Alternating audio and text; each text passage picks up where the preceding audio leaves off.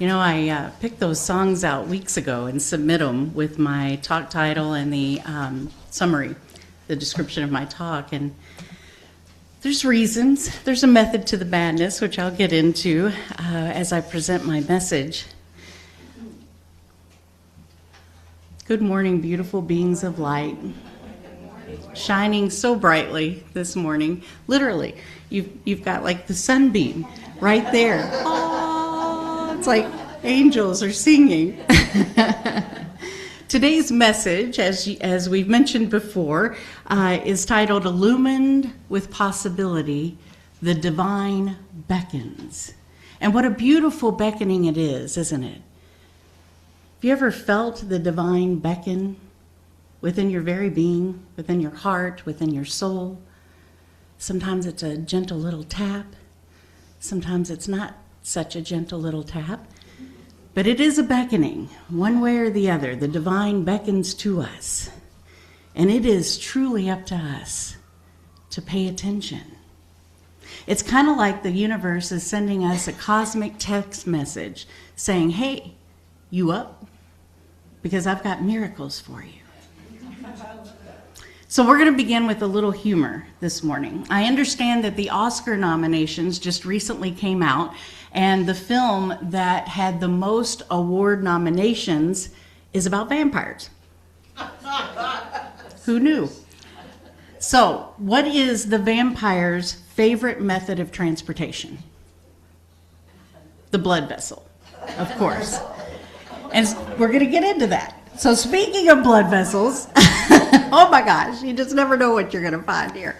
So speaking of blood vessels, there's something inside of us that strives to do better. Not because we're broken, but because we are continually becoming. We are encoded with brilliance. You could say that we are encoded with brilliance buttons, yet the divine doesn't push them. It beckons us to push them. So today's message is all about the beckoning that takes place within our lives that is asking us to push those brilliant buttons that are encoded within us. Ernest Holmes states, all the power of the universe is with you. Feel it, know it, and then act as if it were true. Now, some days feels like the universe is with us. Wouldn't you agree? We have those days. Farrell Williams was having a day where he totally felt like the universe was with him. And then there's other days. It can feel like the universe hit the snooze button. Y'all know what I'm talking about? Did you ever have that day? Snooze button? Yet, how much power of the universe is within you at all times? How much?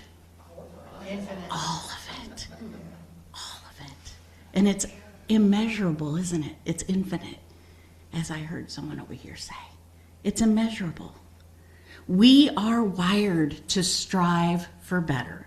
The seed within us is absolutely perfect, just like the seed within the acorn is absolutely perfect. Yet its realization is not a passive waiting game.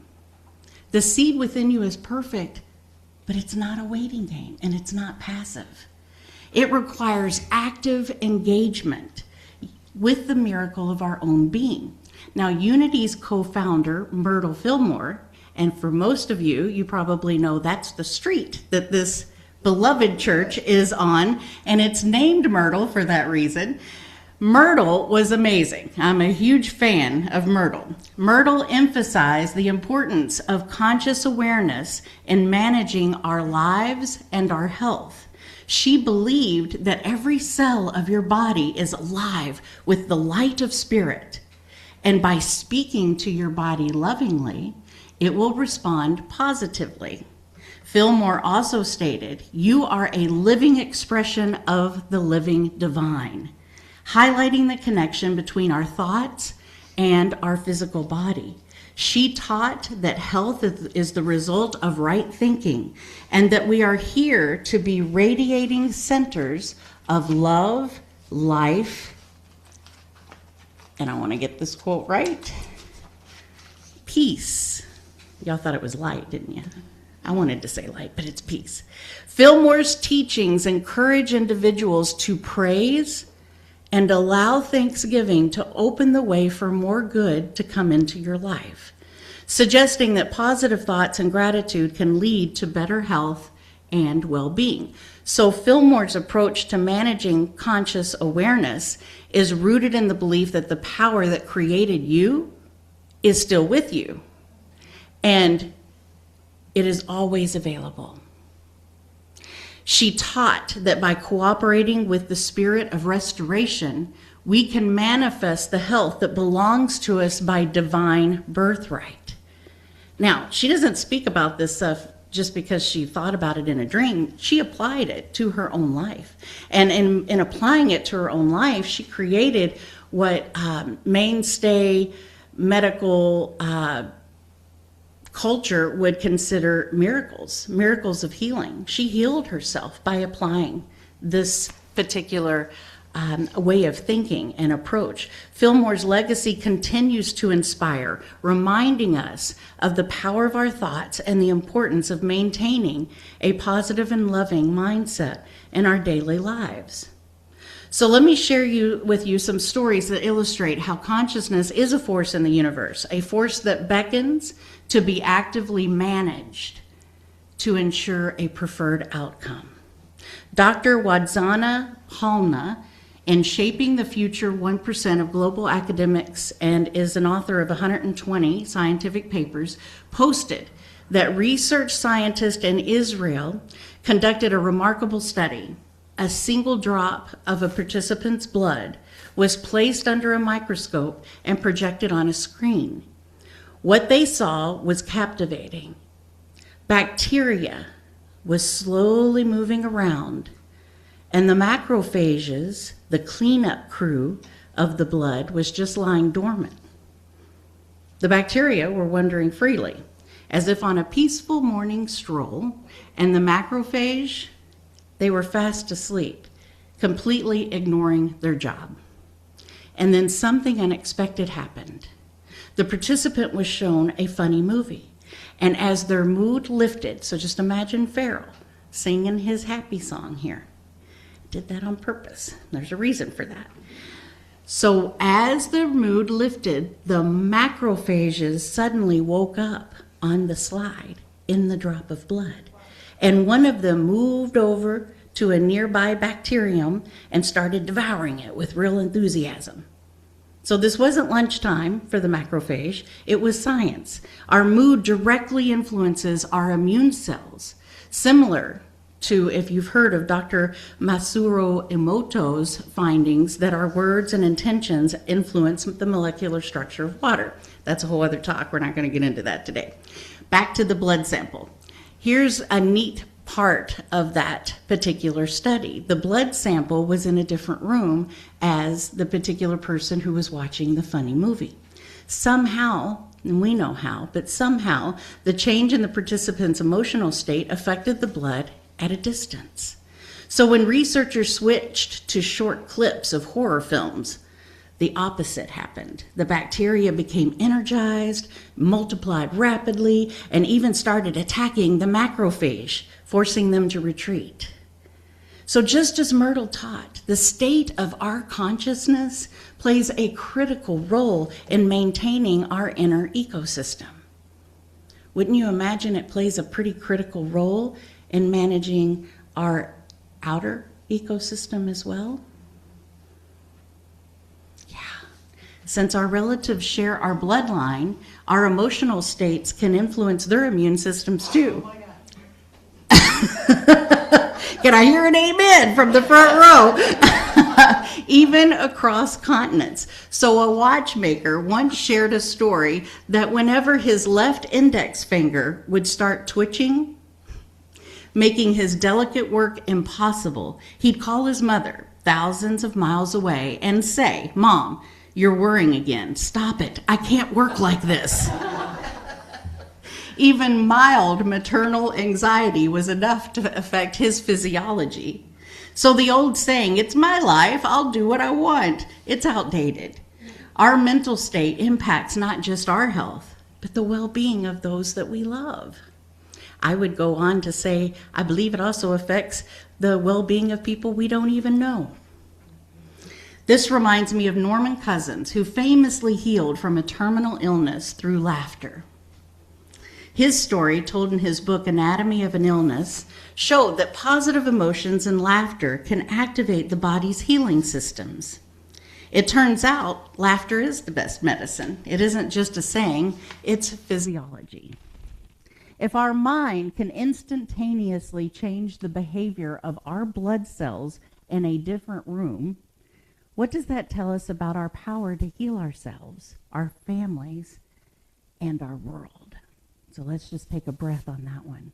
And our world. Yeah. Our mental state impacts what some are calling our tribes. And what if we considered all of the world our tribe? That there was no delineation, that there was no boundaries, that there were no parameters with which we could be in or out. What if we were all one? What if we were all one in unity? Imagine that. Imagine that. Our emotional well-being affects those that we love, those that we don't even know, and healing is communal. We are that connected, which means that your joy and laughter is not selfish. Now, I really, really want to make this point very, very clear today. Your joy and your laughter is not selfish. It's medicine for you and your whole tribe, for all of humankind, for all of the spirit animals, for all of the universe. And so I have found that when there's particular things that we have knowledge of that's going on in the world, sometimes I might feel a little guilty about feeling joy or laughing, thinking, oh, but over there, I'm reading about some really horrible things that are going on. Who am I to feel joy? Who am I to feel excitement or happiness or laughter or dance? It's our divine birthright to do that, folks. There's not a better time for us to come together and count our blessings and feel joy and laugh and pray and know and realize how incredibly united we are. There's not a better time. So if you hear or get tapped on the shoulder by the little gremlin that might be hanging around you and saying that, just blow the gremlin away. Realize that divine birthright. Who here knows who Jean Houston is? You ever heard of Jean Houston? Okay, good. Quite a few of you. Well, do you all know what the Science of Mind text is? Which is, religious science. So she wrote the foreword to the Science of Mind text, not the early printing, but the more later printing. Dr. Jean Houston is a pioneering scholar and a visionary. She's recognized as the founder of the Human Potential Movement, and her extensive global impact includes working across 40 cultures, 40 different countries, and advising major organizations like UNICEF, NASA, and she was an active advisor to 2 sitting presidents in the United States. As a renowned mythic storyteller and dynamic speaker, she has authored over 40 books and mentored leaders worldwide to unlock their untapped potential. Currently, she serves as the chancellor of the Meridian University and has held prestigious faculty positions at institutions such as Columbia University and the New School. Through her lifelong commitment to social change, Dr. Houston continues to inspire greater activism and awareness within communities and nations globally. So the first time I met her in person was in 2015 at the Big Sky Retreat. She was the keynote speaker and facilitated a workshop, and she was in attendance throughout the whole retreat. So if you happened to sit by her, or if you were with her at a breakout group, or if you were holding hands with her in the circle, it was just a really great opportunity to have casual conversations, side conversations, and get to know her even better. At that particular retreat, my husband and I went, and my parents, sitting in the second row there, went with us on that retreat. I also hosted her as the keynote speaker for the Centers for Spiritual Living 2022 annual practitioner retreat, and I had the honor of introducing her and facilitating a Q&A session. I am telling you that not because I'm an ego and I want to brag. I'm telling you that because I want you to understand that I know her. I've had personal conversations with her. And to me, whenever I actually know somebody and have shared soul to soul, heart to heart, have looked into her eyes, I tend to lean more into what she has to say, and it's more valid for me. And so that's why I wanted to point that out to you, because I'm going to be sharing some of her teachings today and some of what she has to say. Dr. Jean states that in our time, we have come to the stage where the real work of humanity begins. Folks, I am here today to say we have come to the stage where real work of humanity begins. It is the time where we partner with creation, in the creation of ourselves, in the creation of our communities, in the creation of our world, in the restoration of the biosphere, the regenesis of society, and in the assuming of a new type of culture, the culture of kindness. Herein, we live daily life reconnected and recharged by the source, so as to become liberated and engaged in the world and in our tasks. Now is the time that we must renew ourselves and live as if we and all of life is sacred, as if everything that we do makes a difference. Now, I'm not presuming to think that you don't already do that. I'm not presuming that at all. I'm just here as a little tap on the shoulder, a little reminder this morning of the vast importance and value of right now living as if everything is sacred and that everything we do makes a difference. Everything that we think, everything that we say, and everything that we do. Regardless of whether we think anybody's listening or not, regardless of whether we think anybody sees me or not, it makes a difference. Tell that to the macrophage and the bacteria in that blood cell. It makes a difference. So Jean can be found emphatically stating, the question is not, do I have potential? The real question is, how do I unlock the potential that is already coded within me? How do I unlock all of the potential that is already coded within me? And everything that I am sharing this morning can be applied to us personally, can be applied to this community, can be applied to our neighborhood, can be applied to absolutely every aspect of our lives that we are living right here and right now. So isn't that a relief? I find it a relief that I don't have to ask, do I have potential? My curiosity and my lean is, how do I unlock the potential that I know is already within me? Just like the acorn, just like every other seed of possibility and potentiality. How do we access it? How do we unlock it? So it's a relief to know that it's not out there on a mountaintop or hiding behind my inbox. It's already within you, it's already within me, and it's encoded in the sacred software of your being. Let's think about that. You and I are not empty containers waiting to be filled. Think of it this way, as if we're a cosmic USB drive that's already preloaded with brilliance, creativity, compassion, and maybe a few karmic files that we're still trying to delete, right? Houston calls the inner genius your entelechy. Anybody ever heard that term before, your entelechy? So she calls that part of us that knows that it knows, and knows the highest and best, your entelechy, your soul's inherent purpose, your highest and most fully realized self. While it starts with individual potential, Houston also applies the concept of the entelechy to groups, organizations, even cultures. She asks, what is the deeper purpose within each person? What is the deeper purpose within this community? What is the deeper purpose within this culture? And just like the acorn knows how to be the oak tree, your entelechy already knows how to guide you to be the highest and best you. Jean Houston gives us kind of a soul map, a guide to access and awaken this inner coding. She calls it the 4 levels of self. So think about it as the dashboard to your divine GPS, so to speak. So I'm going to go through the 4 levels. This high level. First level, the sensory self. This is your body, your perception, your ability to see, hear, taste, feel, the 5 senses. And maybe that 6th sense that knows that somebody brought gluten to the potluck, right? That little 6th sense. To awaken this level is no longer sleepwalking through any part of your day. Any part of your day.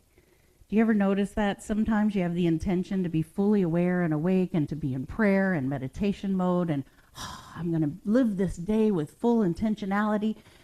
And then at the end of the day in my review, I realized, okay, I did pretty good for about an hour, and then the rest of the time I was distracted by life, right?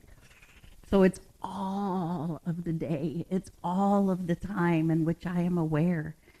So walk in nature, savor your food, feel your breath, take a bubble bath, not because you deserve it, but because you are aware and for all of the delicious experiences that life has to offer. Right? It's choosing to embody the sunset, not just snap the photo to post to Facebook. It's noticing the way your feet feel on the earth and the way laughter vibrates in your chest.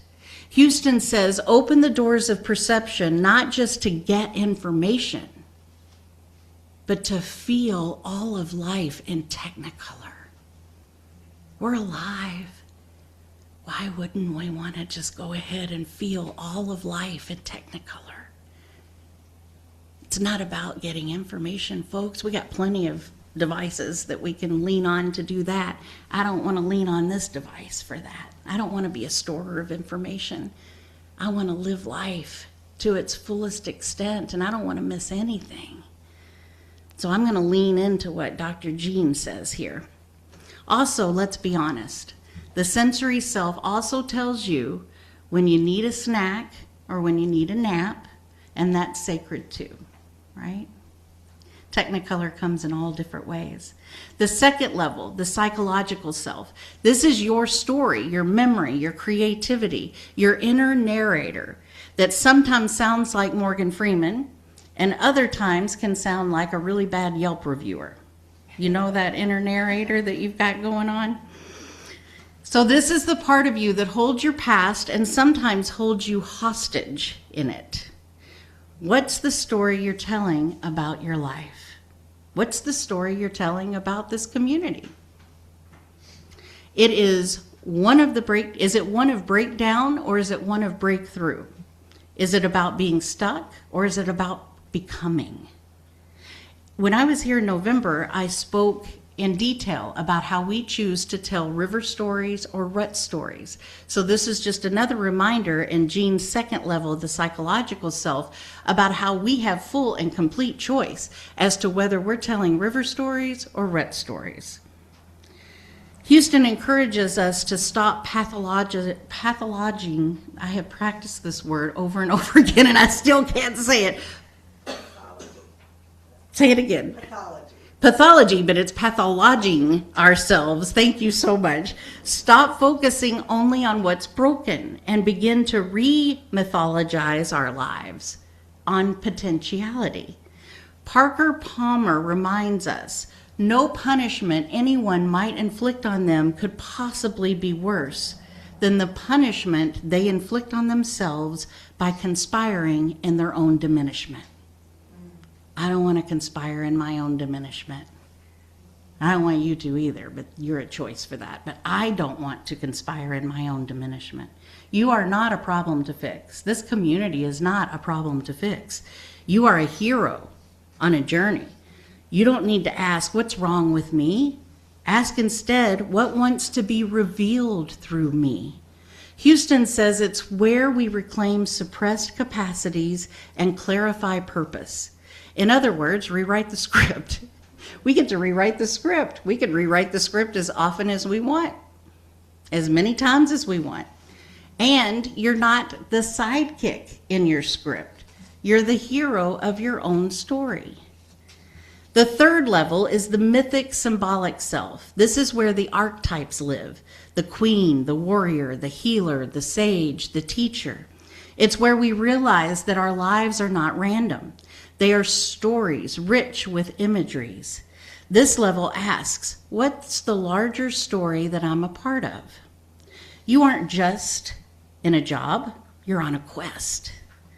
You're not just going through a hard time, you're crossing a threshold. Here's where you start seeing the golden thread running through your life, the repeating symbols, the coincidences that aren't really coincidences after all. Houston tells the story of when a famous priest and philosopher, Teilhard de Chardin, asked her when she was a teenager, what is the dynamic purpose that is coded in you? In that moment, she saw a vision of her future, of the work she was meant to do. She says that that moment had a profound impact on the rest of her life. And now we're into the fourth level, the spiritual self. This is a big one. It's the quiet knowing. It's the mystery. It's the mystical. The connection to all that is, your connection to the cosmos, to source, to the love that runs deeper than fear, deeper than time, deeper than identity. It is the part of you that says, yes, I am more than this body. I am more than my past. I am a soul here for a reason. Jean says you are not an encapsulated bag of skin dragging around a dreary little ego. I've literally heard her say that. It's hilarious to hear her say that.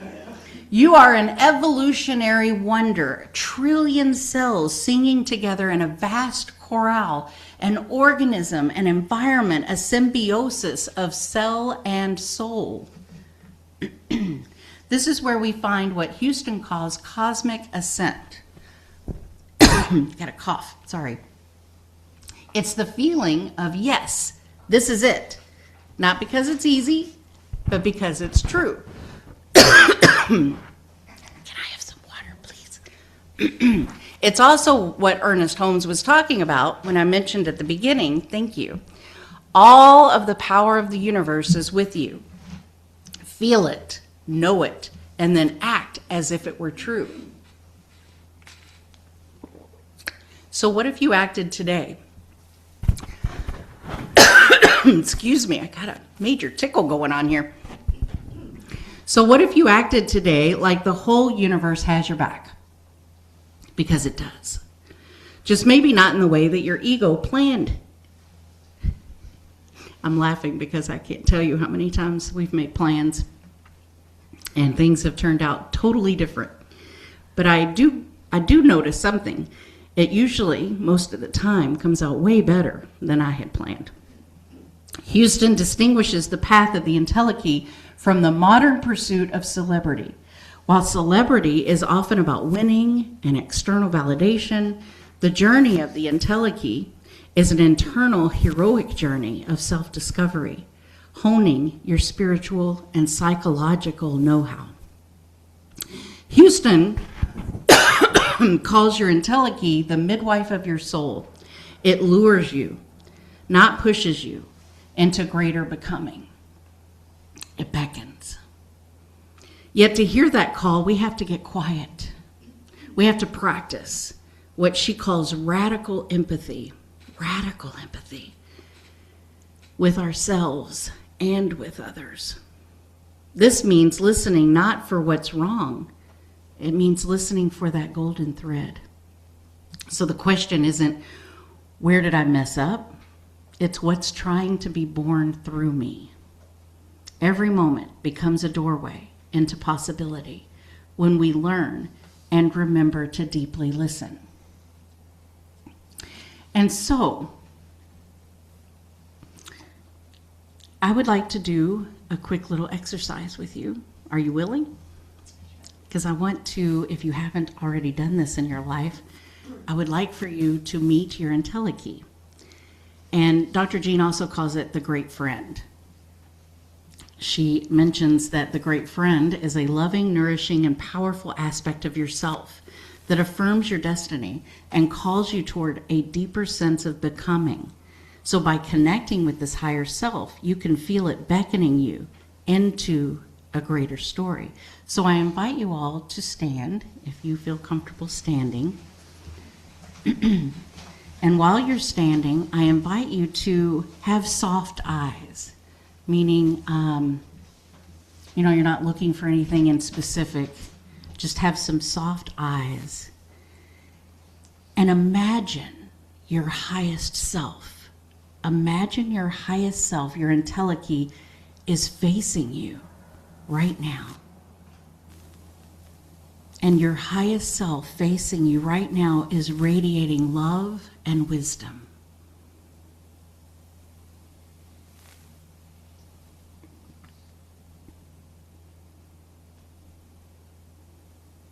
So gently raise your hands with your palms facing your great friend, your entelechy.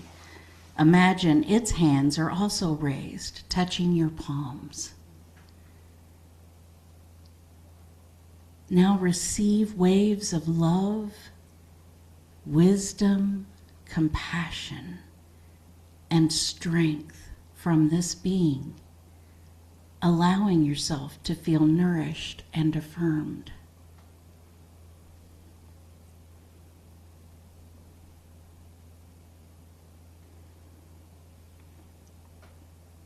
Now imagine your entelechy stepping forward and becoming one with you. You are physically a more actualized version of yourself.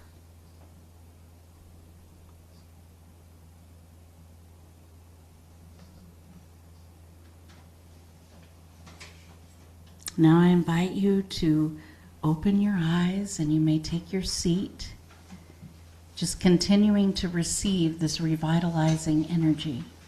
This process is meant to integrate the qualities of your entelechy into your everyday self. Donna Markova, who I mentioned when I was here in November, wrote, "It is the heart that lets go and the hands that follow." So purpose, our purpose, flows through us like blood in our veins. We don't chase it, we allow it. We open our hearts to the raw and beautiful spectrum of life: fear, rage, pain, joy, ecstasy. It's the entire tapestry. And we don't fix it. We don't get rid of it. We just meet it with all of the tenderness and the honesty and the authenticity that we have within us. Because the real task is to begin and end in authenticity and to make that authenticity relevant to the world. Jean calls this path of becoming the great road. It's not paved with certainties, and it's not free of potholes. And sometimes the GPS gets wonky, but it is the road that your soul longs to walk. So I ask you today, what if the divine is beckoning you right now? What if your potential isn't waiting to be found, but waiting to be unwrapped? What if today is the day that you loosen the grip on who you have been and you are open to who you are becoming? Because you are not a problem to be solved. You are a possibility to be revealed. The community is not a problem to be solved. It is a possibility to be revealed. Our nation is not a problem to be solved. It's a possibility to be revealed. And the universe is not finished with us. In fact, it's just getting started. So what if today and every day you tuned into your entelechy? Not as a chore, as a sacred listening, a daily moment of wonder, checking in with your inner compass. because the divine is always beckoning us. And you are illumined with possibility. So I'm going to close with this short poem, and I invite you to take these words in and breathe them in.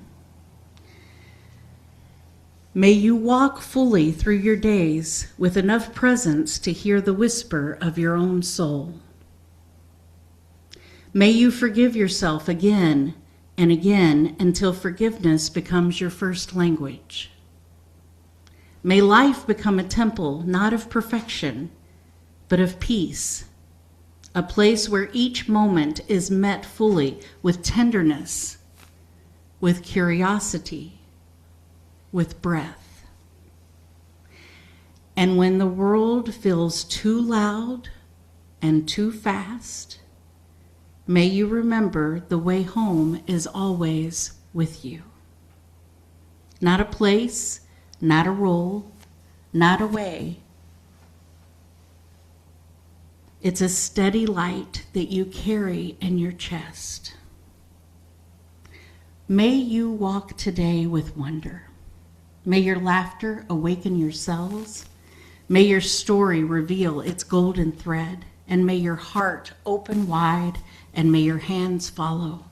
For you are more than enough. You are becoming. And the divine is whispering even now, come be me. Come be me. Come be me. Thank you.